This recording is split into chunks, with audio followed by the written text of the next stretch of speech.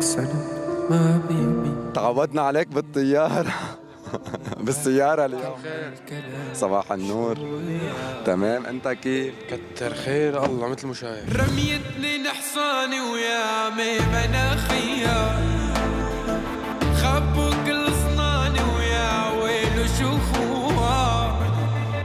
اليوم الشامي مدرب بالنسخة العربية لبرنامج ذا فويس، وهو أصغر مدرب. ايه اصغر مدرب بالتاريخ. قد ايه حلوه. كتر خير الله.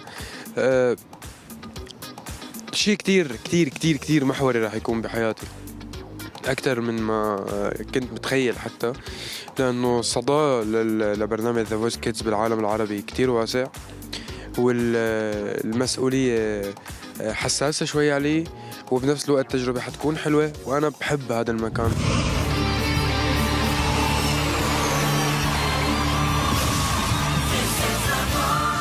انت قدمت انت وصغير على البرنامج وصار معك شغلة ما قدرت تسافر على لبنان لتصور. اليوم انت مدرب بهالبرنامج. صح، كان من كم سنة حلمي كنت حختار كاظم الساهر بالمناسبة. ايه. كان حلمي ليه كنت رح تختار، قبل ما تقلي شو كان حلمك، ليه كنت رح تختار كاظم؟ كاظم الساهر لأنه مدرسة. الإنسان يلي عنده شيء بس بيخصه وهوية بتخصه ومشكل مدرسة إله بعد فني مختلف عن أي إنسان آخر بالعالم. كاظم الساهر حالة استثنائية، فأنا كان بدي أشوف شو هالخصوصية الفنية اللي عنده، عبالي يكون جزء منها. هذا أول موسم في العالم العربي، حتكون تحدي إنه لازم نخلق روح الفرح على المسرح. لما اجاك العرض انك تكون من بين المدربين، كيف هيك رجعت بالذاكرة لورا؟ كيف تذكرت انه انت كنت عم بتقدم وصار معك ظرف؟ خبرنا كمان شو الظرف اللي صار معك ما قدرت توصل. كنت عم أقدم وبعده عندي الفيديو اللي بعته وقديش كان عبالي إني أكون جزء من هذا البرنامج. فأول شيء لما إجاني العرض إنه أكون أنا مدرب بذا فويس كيدز، رجعت لورا وكنت عم بتذكر اللحظات القهر يلي عشتها، إنه ما قدرت أكون موجود، وعم شوف رب العالمين كيف بيعوضك، وعم شوف كيف لما بتلاحق حلمك بالطريقة الصح وبتحطها بمكانها الصح بتوصلك ما أبعد من ما بتكون بتحلم. كان حلمي المسرح، موهبتي عادتنا على الكرسي. هذا اللي عم حاول أقول لك، إنه سبحان الله رب العالمين مع الاجتهاد مع الموهبة بس تشتغل عليها بتحطك أهم من حلمك. بعدك عمر مهوين عمر يا لعيب يأتيني بنظرة زوين، وهالمرة ما حذرته، أنا اللي حاختار أحلى صوت. انت اليوم على الكرسي، وكتير من الناس انتقدوك انه ليش شامي اليوم على كرسي لجنة ذا فويس. ليش شامي ما بده يكون على لجنة ذا فويس؟ عندي كل المقومات الأساسية اللي بتأهلني إني أكون عم بعطي جيل جديد. عندي هويتي الموسيقية الخاصة فيني، والهوية الموسيقية قلة قليلة بالعالم العربي اللي عندهم إياها بتخصهم بس. أنا كاتب وملحن موزع ومنتج، يعني عندي رؤية فنية. يعني المليارات الاستماع يلي عاملهم بحياتي هن كانوا قراري واختياري وكلماتي وألحاني وإلى آخره. يلي بيقدر يخلق غنية من الصفر ويوصلها لقلوب الملايين أكيد بيعرف يقول إذا هذا الصوت حلو أو لا، وأكيد بيعرف يهذب هذا الصوت مثل ما هذب صوته ووصل للناس. يعني عندي خبرتي وتجاربي الخاصة يلي بيحق لإلي إني انقلها للجيل الجديد، وبحس واجه فني. أنا عبالي أعمل هذا الشيء يعني. يا الليل ويا العين من بعدك عمر مهوينا عمر يا العيد يأتيني بنظرة زوينة. لو بدنا نسمي مدرسة الشامي الإنتاجية، شو بيكون قواعدها الثلاثة؟ مدرسة الشامي الإنتاجية شو قواعدها؟ أول شيء البساطة، يعني قد ما بيحسوها معقدة قد ما هي بسيطة. إذا بتنتبه بموسيقتي بالتوزيع، فاضي.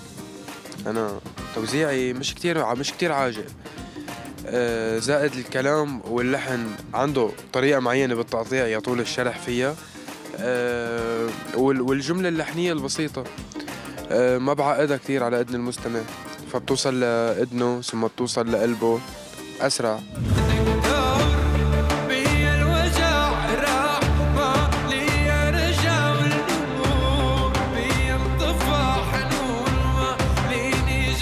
شو بصير عادة على المسرح؟ دايما تتعرض بتلاقي أشخاص من الجمهور بيطلعوا لعندك على المسرح.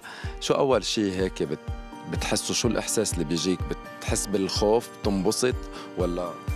أحيانا بخاف لأنه ما في أعرف شو حالة الجماعة. في شيء اسمه حالة الجماعة اللي هو لما بيكونوا 10,000 أو 8,000 شخص بالمسرح وبصير في عندهم شعور واحد ونبض واحد.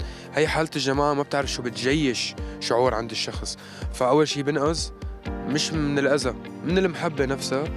بس دائما بكل المرات اللي صارت يعني بستقبلهم بحضن، حتى لو بمحل معين ممكن يكون هذا الشيء مأذي لإلي، ما بعرف أكون غير لطيف معهم، بفهم محبتهم الله يديمه. يعني هي اللي مخليتني هون اليوم.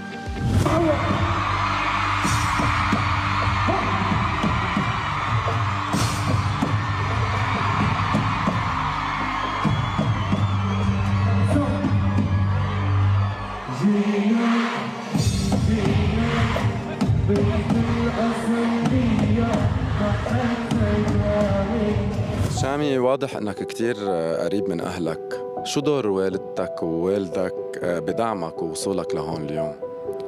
ايه صراحة كتير قريب من اهلي وهن محور حياتي ما بعد الفن.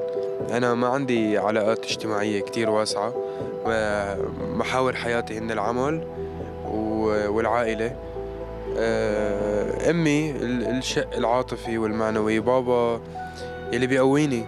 بابا يعني هيك رجال صلب جدا وقواني رباني على الصلابة كل حياتي. وامي ام عبدو الحنينة يعني الله يطول بعمرها، اللي بتطبخ لنا اكل طيب وبتدعي لنا، ولما بنتعب بتلحمس على شعراتنا. عملت دور الام بحياتها معي على اكمل وجه. امي مثالية، وبابا عطاني كل شي صح بالدنيا، والمش صح بالدنيا شفته صح لانه من ابو عبدو يعني. فكتر خير الله، هي من أهم النعم يلي بحياتي هن عائلتي. بيقووك بأوقات الضعف وبيحطوك بالمحل يلي أنت مالك بحاجة حدا لأنه عائلتك معك. شو أجمل دعوة من أمك بتقلك إياها؟ الله يحبب خلقه فيك، وتضل بتدعي لي إنه الله يحبب العباد فيه ويصير عندي القبول للناس. وشكل أم عبده دعواتها مستجابة أكيد. وشو أجمل النصيحة اللي هيك اللي دايما من الوالد بتضلها معلقة براسك؟ والله بابك دايما بيقول لي إنه أكتر شغلة بيخاف علي، لأنه طبعا هي هلأ ما بقى عطاني إياها، بس أكتر شيء كرره بحياتي لأنه أنا انشهرت بعمر صغير، إنه خليك على الأرض، خليك قريب من الناس. بابا إنسان كتير بسيط وابن حي وقريب من عائلته الكبيرة والصغيرة وقريب من الناس. فبيقول لي إنه مهما كبرت عماتك وخالاتك والناس ورفقاتك وولاد الحارة البعاد والقراب هدول مجتمعك، هدول جزء منك. فدايما كان بينصحني إني أكون على الأرض، وأنا بسمع النصيحة. بتزور ولاد حارتك؟ إيه، مش من وقت بعيد زرت ولاد حارتي وعلى تواصل مع كل الناس. ما قطشت حدا، أو كنت يعني بعدني قريب من مجتمعي وقريب من المجتمع الفني، عامل هي الوسط بين الاثنين، لأنه ما في بعد عن بيئتي ومجتمعي 100%. رميتني نحصاني ويا ميمنة خيال، خبوا كل صناني ويا ويلو شو خوان.